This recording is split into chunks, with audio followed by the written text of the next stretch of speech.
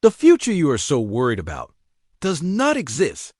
It is a phantom, a dream, a story that you are telling yourself right now in this present moment. And the anxiety you feel is not caused by the future itself, but by the story you believe.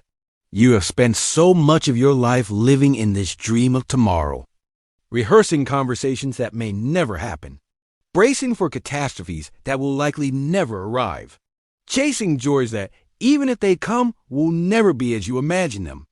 This constant travel into a land that is not real has left you exhausted. It has robbed you of the only life you will ever have, the life that is happening right now. What if you could let it go?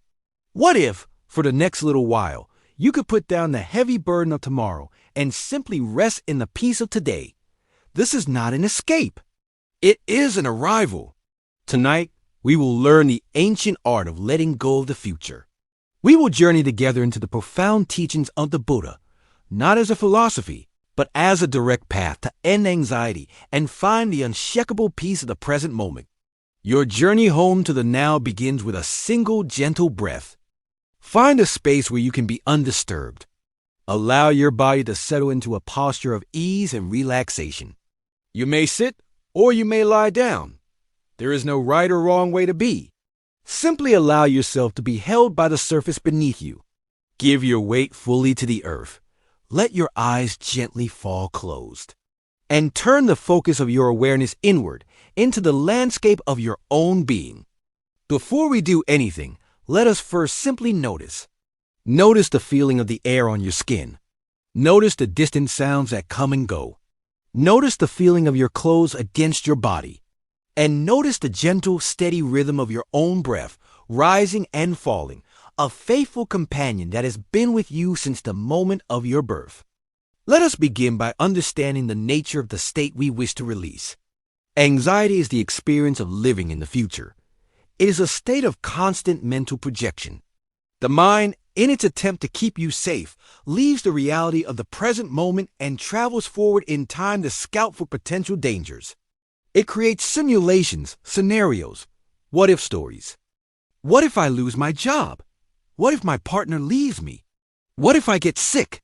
Each of these stories, though just a collection of thoughts, creates a very real physical and emotional response in your body. Your heart beats faster. Your muscles tense. Your breathing becomes shallow.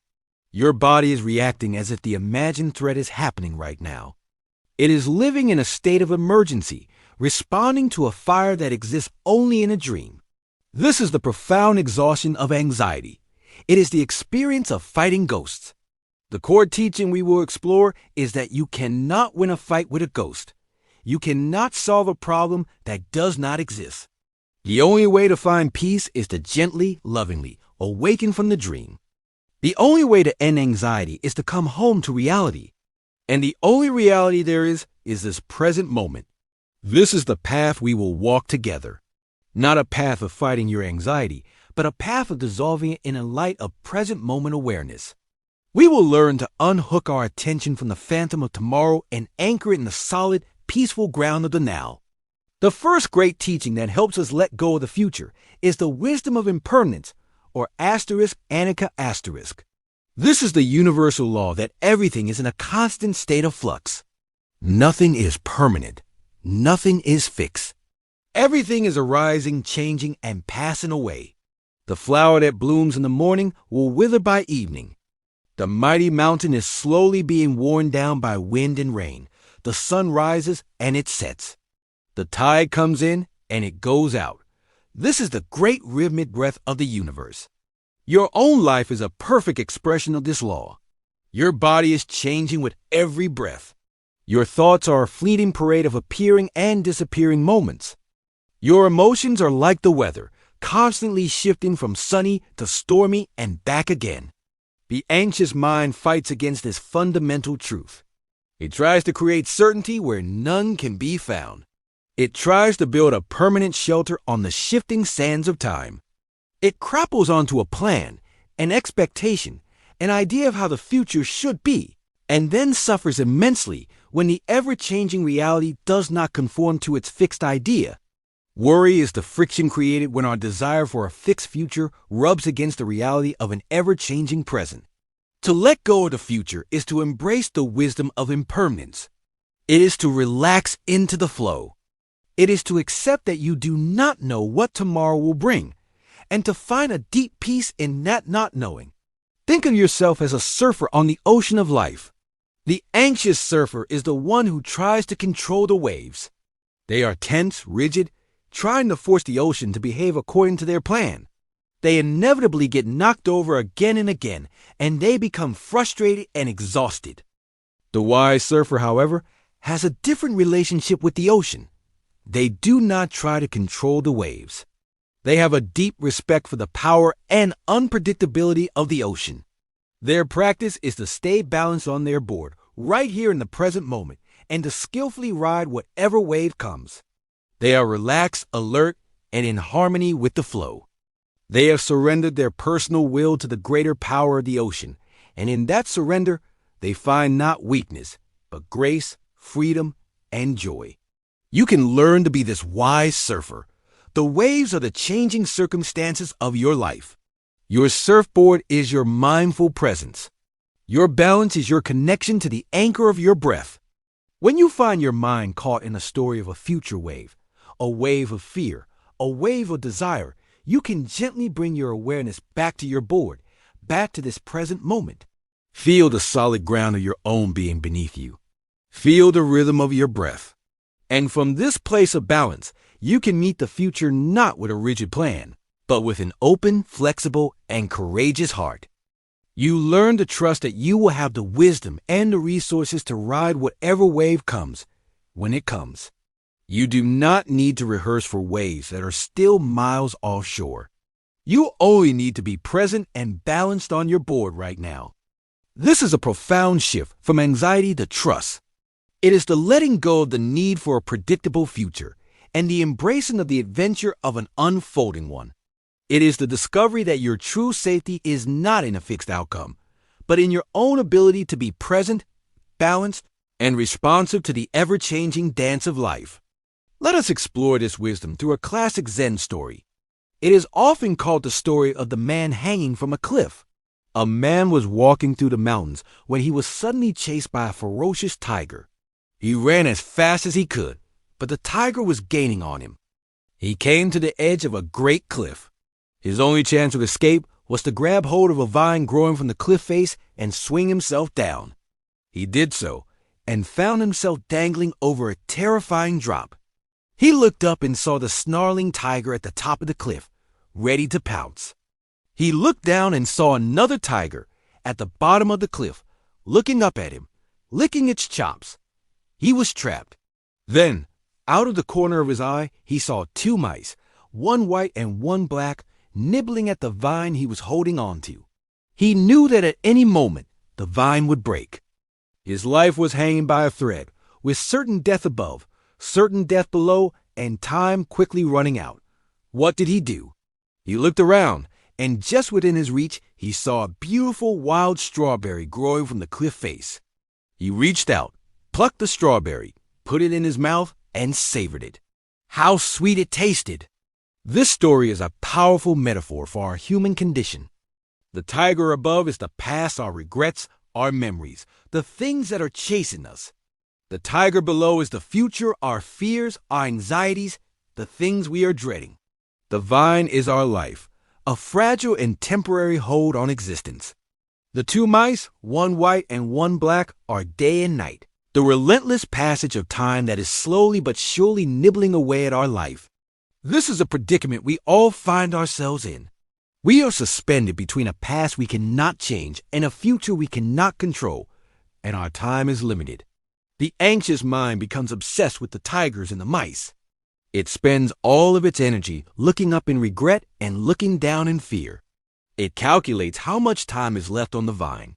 It is completely lost in the drama of the predicament.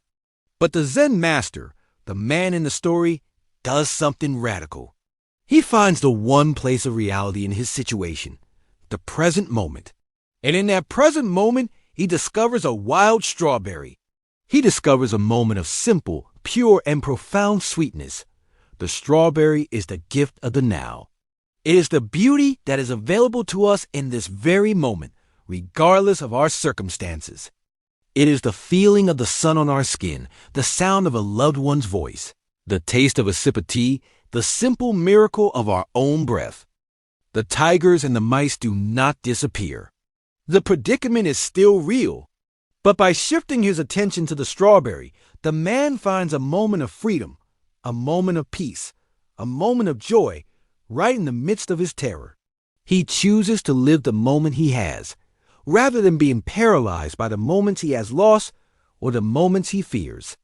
This is the practice of letting go of the future.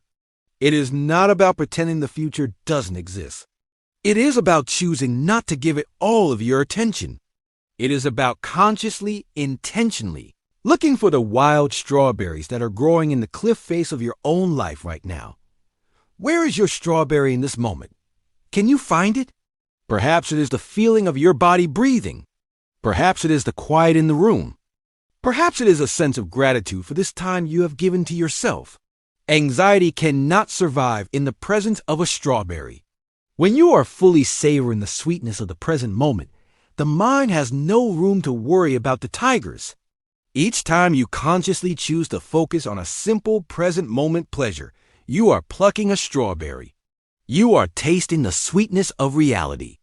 And you are reminding yourself that life is not just a predicament to be solved.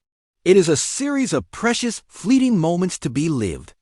This leads us to our second great teaching, a direct consequence of the first. This is the art of detachment from outcomes.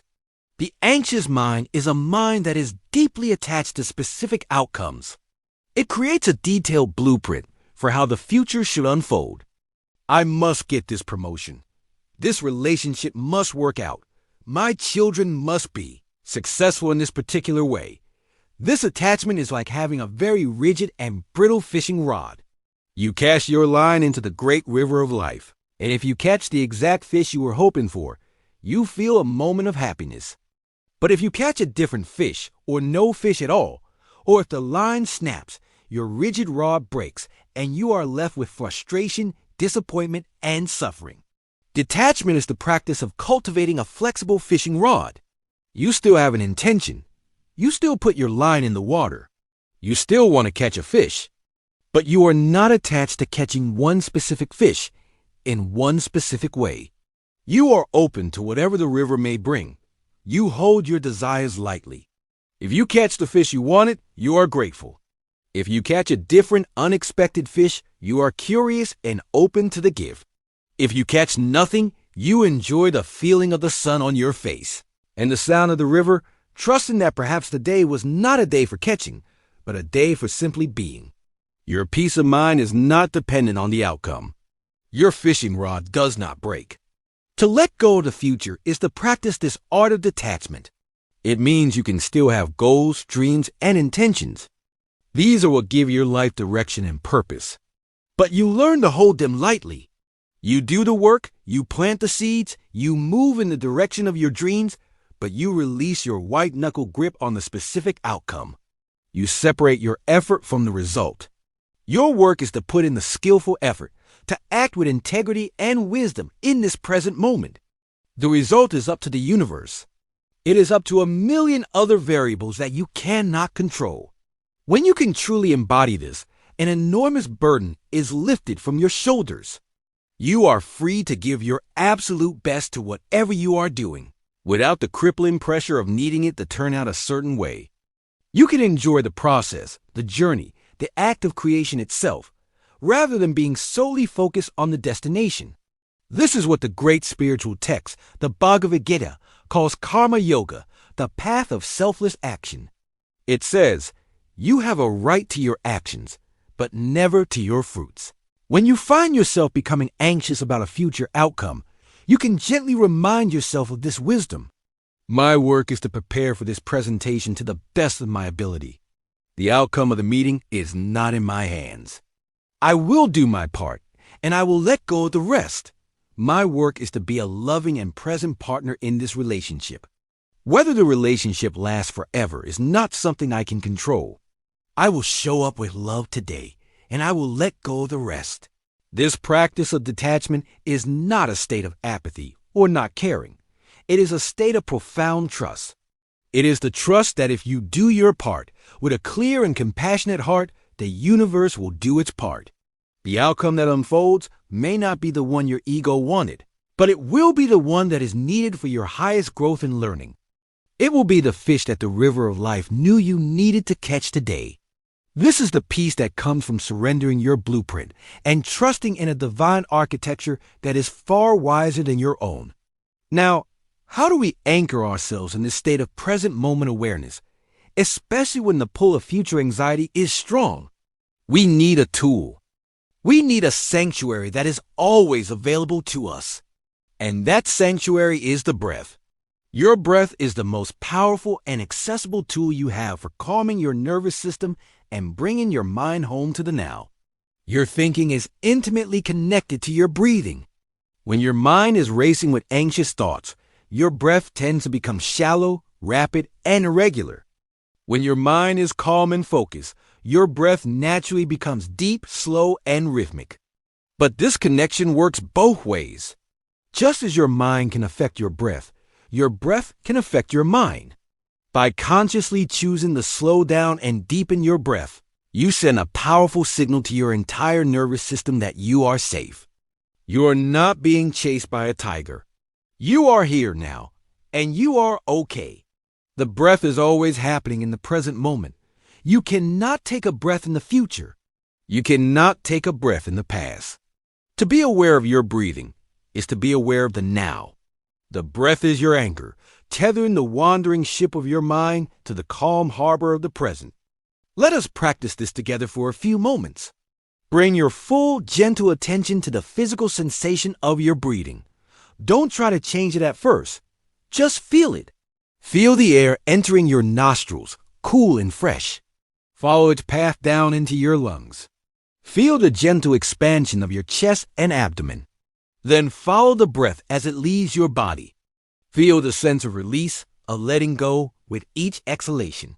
Feel the warm air as it passes back out through your nostrils. Simply rest your awareness on this simple, miraculous cycle. Inhale and know that you are inhaling. Exhale and know that you are exhaling.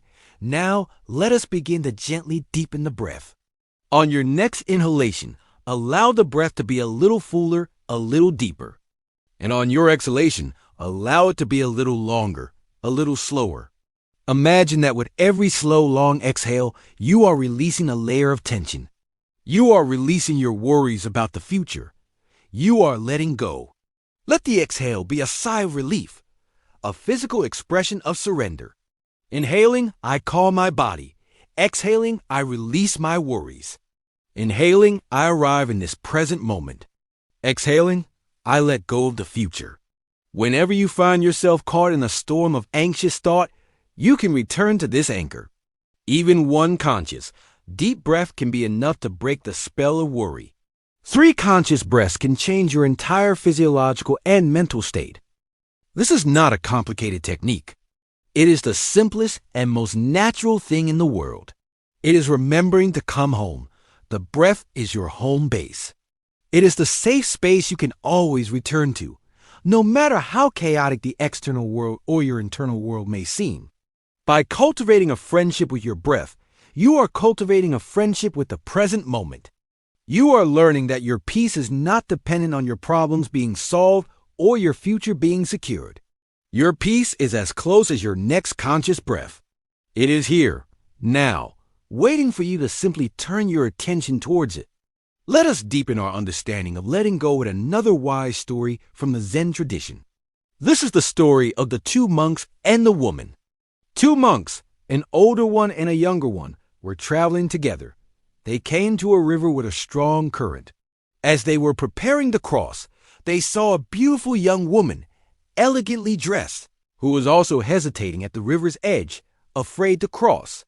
Without a word, the older monk picked her up, carried her across the river, and set her down on the other side. She thanked him, and he nodded. Then the 2 monks continued on their journey. The younger monk was seated. He was shocked and appalled. Monks were not supposed to touch women. They were supposed to avoid all contact, all temptation. For the rest of the afternoon, he was silent, brooding over the incident. He imagined all the ways his master had broken the sacred precepts. Finally, after several hours, he could not contain himself any longer. He burst out, "Master, how could you do that? How could you touch that woman? It is a serious violation of our vows." The older monk looked at him with a gentle, compassionate smile and said, "I left that woman by the river hours ago. Are you still carrying her?" This story is a profound teaching on the nature of letting go. The younger monk was physically on a new part of the path, but mentally and emotionally, he was still back at the river. He was carrying the memory of the event, replaying it, judging it, and creating immense suffering for himself. The older monk, however, had performed the action that was needed in the moment, and then he had let it go completely. He was fully present on the new part of the path. Our minds are often like the younger monk. We carry things with us for far too long. We carry past hurts, old resentments, mistakes we have made, and we carry our projections of the future. A worry about a future event is just like carrying the woman. The event has not even happened, yet we are already burdened by it. We are carrying a ghost on our back. To let go of the future is to learn to be like the older monk. It is to learn to leave the future by the side of the river. You may need to spend some time planning for the future. That is like carrying the woman across the river, a necessary action. You may need to think about a presentation or a financial plan or a difficult conversation. But once the planning is done, can you put her down? Can you let go of the mental rehearsal and the worry and return your full presence to the path you are walking on right now? This is a skill that can be cultivated. It begins with the awareness that you are, in fact, carrying something.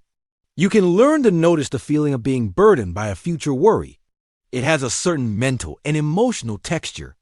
It is heavy, repetitive, and contractive. When you notice this feeling, you can say to yourself, "Ah, I am carrying the woman again. I am carrying this story about the future." And in that moment of recognition, you have a choice. You can continue to carry her, or you can gently, metaphorically, set her down. You set her down by returning to your anchor. You return to your breath. You return to the sensations in your body. You return to the strawberry growing on the cliff face of this present moment. Each time you do this, you are exercising the muscle of letting go. At first, you may find that you pick her right back up again a few seconds later. That is okay. This is a deeply ingrained habit. The practice is not to never pick her up again. The practice is in the setting down. The practice is in the gentle, compassionate, patient repetition of letting go, over and over again. With time, you will find that the space between setting her down and picking her back up begins to lengthen. You will enjoy longer and longer periods of being fully present, unburdened by the ghosts of tomorrow. This is the growing experience of inner peace. It is the lightness of being that comes from traveling with empty hands. If this story resonates with you, if you recognize the part of yourself that is still carrying something you should have left by the river, know that this is a universal human experience. And the desire to let go, to be free, is the beginning of wisdom. If you wish to continue walking this path of freedom with us, take this moment to subscribe and join our community. Let us remind each other, with kindness and compassion, to leave the woman by the river. Now, let us turn to the foundation upon which all these practices are built. This is our third great teaching, the art of cultivating trust in the unfolding of life. Anxiety is a symptom of a deep lack of trust. It is the belief that the universe is a dangerous and chaotic place, and that we must be constantly vigilant and in control in order to survive. To let go of the future, we must replace this deep-seated fear with an equally deep and abiding trust. This is not a blind or naive trust. It is not about believing that bad things will never happen.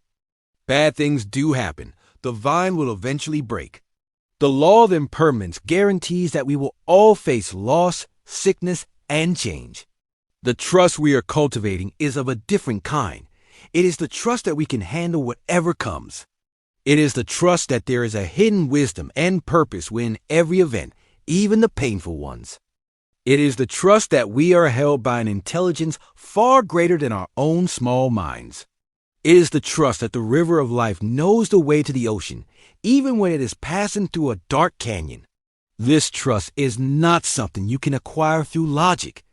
It cannot be argued for or against. It is a quality of the heart.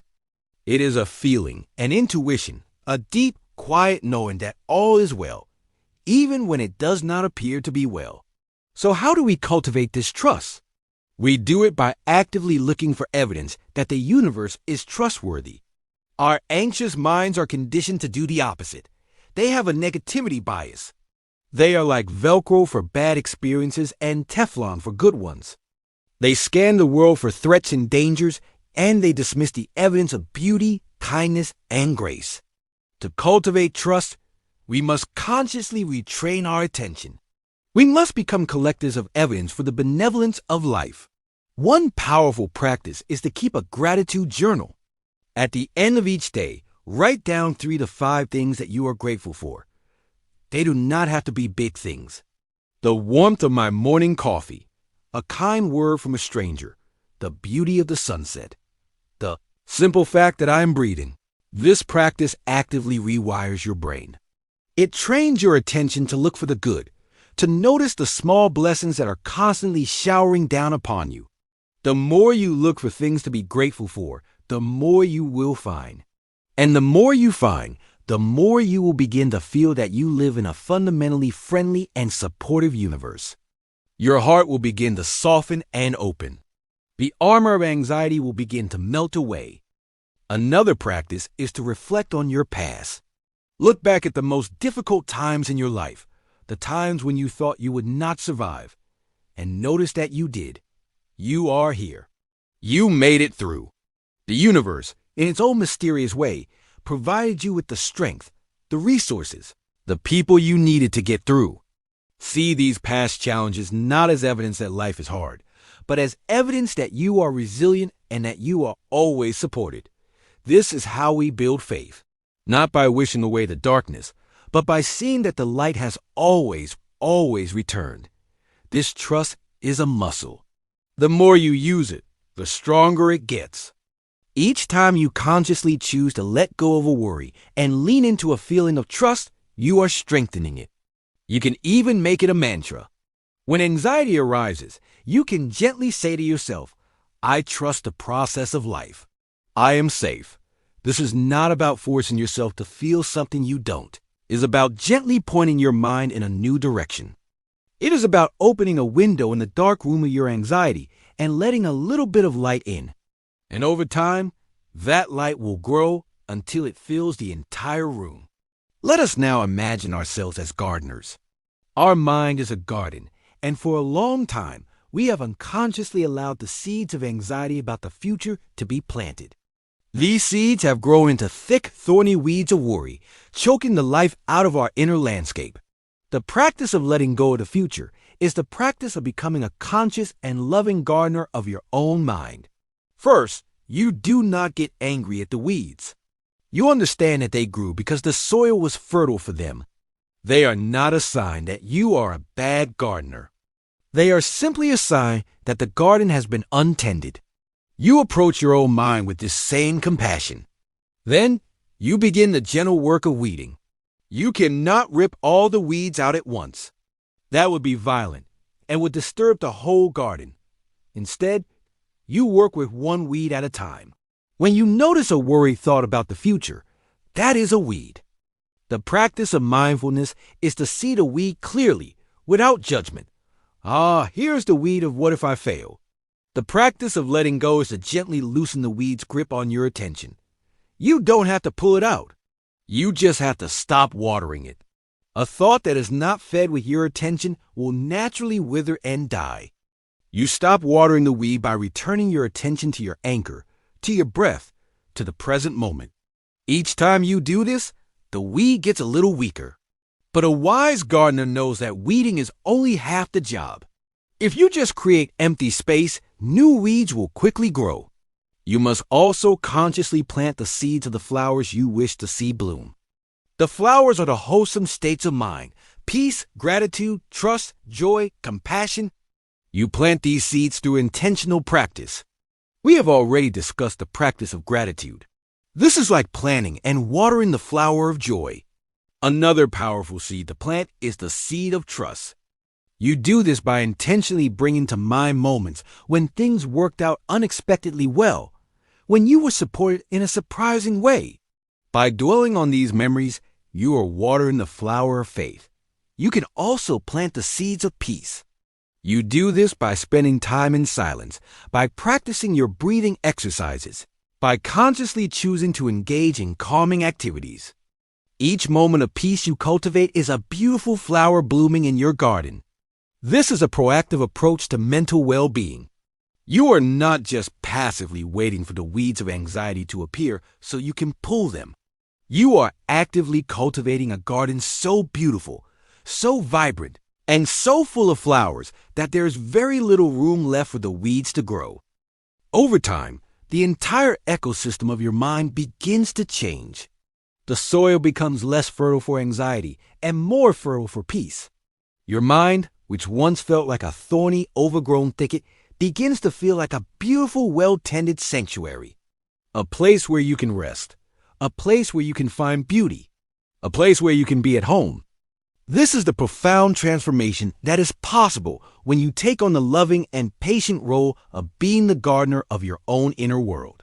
Let us now return to the story of the empty boat, a teaching that powerfully addresses how we react to the unpredictable future events that bump into us. As the story goes, a man is alone in his boat, enjoying the peace of the lake. Suddenly, another boat crashes into his, jolting him. Anger flares up. He is ready to shout at the careless person who has disturbed his peace. But then he sees that the other boat is empty. It simply broke free from its moorings and drifted with the current. Instantly, his anger disappears. There is no one to blame. It was just an event. An empty boat. This is a profound teaching about the future. We spend so much of our time and energy getting angry and anxious about the boats that we imagine are heading towards us. We create entire stories about the careless people who are steering them, the malicious intent behind them. My boss is going to give me a bad review. The economy is going to crash and ruin my savings. My health is going to fail. We are shouting at boats that are not only empty, but that haven't even arrived yet. They are ghost ships sailing on the imaginary ocean of the future. And our anger, our anxiety, our stress, it poisons only ourselves. The practice is to see that all the boats of the future are empty. They are neutral events carried by the vast and complex currents of cause and effect. They are not personal attacks. They are not punishments. They are just the unfolding of life. When a fearful thought about the future drifts into your mind, can you see it as an empty boat? Here is the boat of fear of getting sick. You can see it, acknowledge its presence, but you don't have to believe there is a malicious captain on board who is trying to harm you. You don't have to climb aboard the boat and get carried away by its story. You can simply let it be what it is, an empty boat, a thought, a pattern of energy. And you can gently push it away and return your focus to the peaceful water you are in right now. This practice depersonalizes the future. It takes the emotional charge out of your fears. The future is not out to get you. The future is just the future. It is a series of empty boats drifting out of the mist. Your work is not to control all the boats on the lake. Your work is to be a skillful and peaceful navigator of your own boat right here, right now. If a boat does bump into you, you deal with it. You push it away, you mend any damage, and you continue on your journey. But you do so from a place of calm presence, not from a place of angry and fearful reaction. By seeing the future as a series of empty boats, you liberate yourself from a huge amount of self-created suffering. You stop shouting at phantoms. You stop poisoning yourself with anxiety about things that have not happened. You learn to rest in the simple, uncomplicated peace of this present moment, floating serenely in your own boat on the calm and beautiful lake of the now. As we journey deeper into this state of peace, we come to our fourth great teaching. This is the practice of meeting your fear with compassion. Anxiety is a form of fear, and our conditioned response to fear is to fight it, to resist it, or to run away from it. We treat our fear as an enemy. We say, I shouldn't be feeling this. This is a bad emotion. I need to get rid of it. This adversarial relationship with our own fear is like pouring gasoline on a fire. The more you fight it, the stronger it becomes. The resistance itself is a form of fear, the fear of fear. The Buddhist path offers a radical and healing alternative to turn towards your fear and to meet it with the gentle and loving energy of compassion. The great Zen master Thich Nhat Hanh taught the practice of treating our difficult emotions like a crying baby. When a baby is crying, you do not get angry at it. You do not try to suppress its cries. You do not abandon it. You gently pick it up, you hold it, and you embrace it with your warmth and your loving presence. You say, I am here for you. I will not leave you alone. Your fear, your anxiety is a crying baby inside of you. It is a young, vulnerable part of your consciousness that feels unsafe.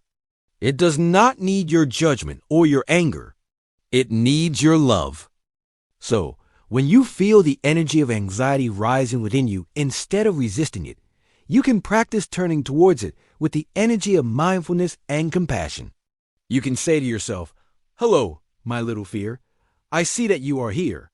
I know you are suffering, and you can metaphorically pick it up and hold it. You do this by bringing your awareness to the physical sensations of the fear in your body, the tightness in your chest, the knot in your stomach, the trembling hands. You breathe with these sensations. You surround them with a warm, gentle, accepting awareness. You are not trying to make the feeling go away. You are simply offering it the healing balm of your loving presence. You can silently repeat a mantra, like a lullaby to the crying baby. Breathing in, I know that fear is here. Breathing out, I am holding my fear with tenderness. This practice is profoundly transformative. When you stop fighting your fear and start holding it with compassion, its energy begins to change. The sharp, contracted energy of fear begins to soften and melt in the warmth of your loving awareness. The crying baby, feeling that it is finally being held and listened to, begins to quiet down. This is the ultimate act of self-love. It is the practice of becoming your own best friend, your own loving parent, especially in your moments of greatest difficulty. When you are anxious about the future, you are really just afraid. A vulnerable part of you is scared of the unknown. Instead of feeding that fear with more scary stories, you can turn inward and offer that part of you the reassurance and the love that it is craving. You can say to it, I know you are scared of what might happen, but I am here with you right now. And in this moment, we are safe. By meeting your fear with compassion, you are no longer a victim of it. You are its caretaker.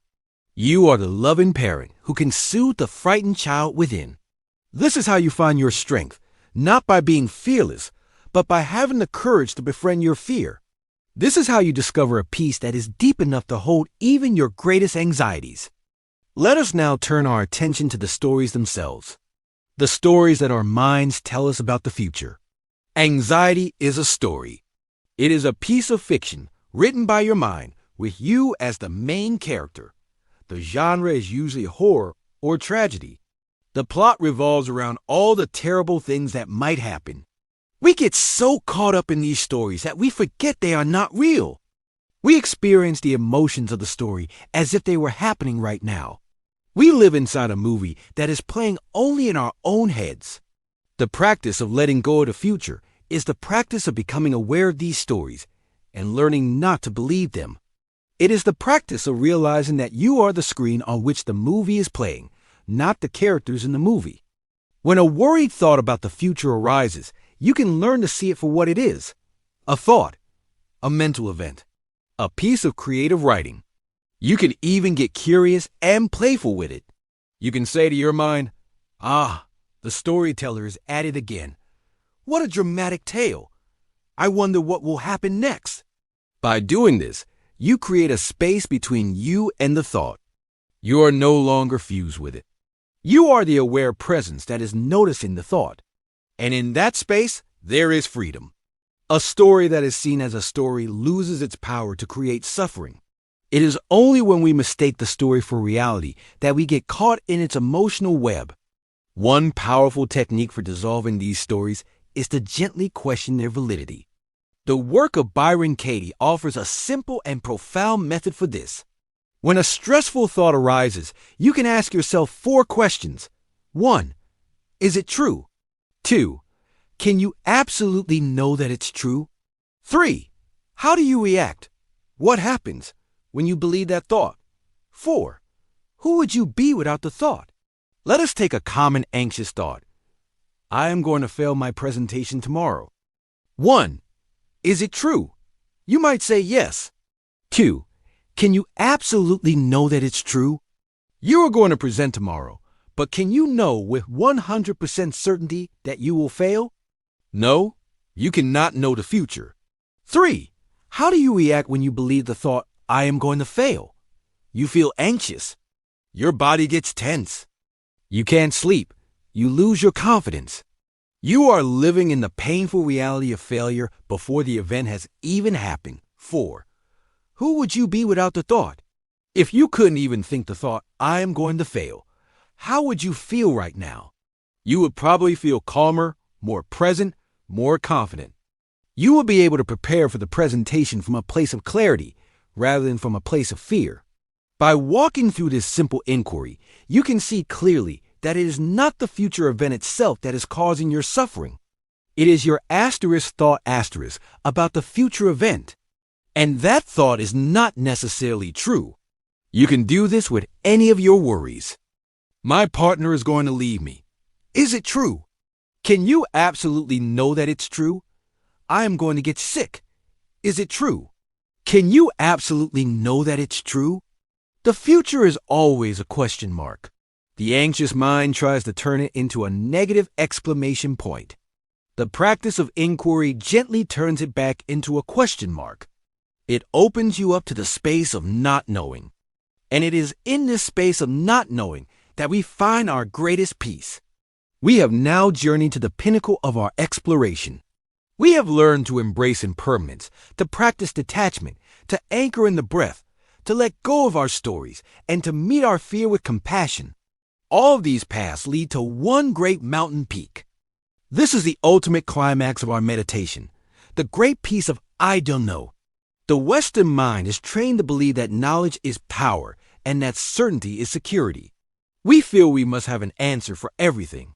Not knowing is seen as a weakness, a state of vulnerability to be avoided at all costs. But the great spiritual traditions teach the opposite. They teach that the relentless striving for certainty is the source of our anxiety, and that true wisdom and peace are found in the humble and courageous embrace of mystery. The future is, by its very nature, unknown. This is a simple fact. You can spend your entire life fighting this fact, trying to nail down the future with plans and predictions and worries. Or you can relax into this fact. You can surrender to the great mystery. The phrase, I don't know, can become your most powerful mantra for peace. When the mind starts its worried chatter, what if this happens? What if that happens? You can meet it with a gentle and firm, I don't know. What if I lose my job? I don't know. Will this relationship last? I don't know. Will I be healthy in 10 years? I don't know. There is a profound liberation in this. You are laying down the impossible burden of being the fortune teller. You are admitting the simple truth. And in that truth, there is an incredible stillness. When you can rest comfortably in the state of, I don't know, your mind stops its frantic search for answers. It stops spinning its wheels in the mud of speculation. It becomes quiet. This is not a state of ignorance. It is a state of profound intelligence. It is the intelligence that recognizes the limits of the thinking mind and opens itself to a greater wisdom. It is the intelligence of the wise surfer who does not know what the next wave will be, but trusts that they will be able to ride it. It is the intelligence of the Zen master who does not know what is beyond the cliff, but can still savor the strawberry in the present moment.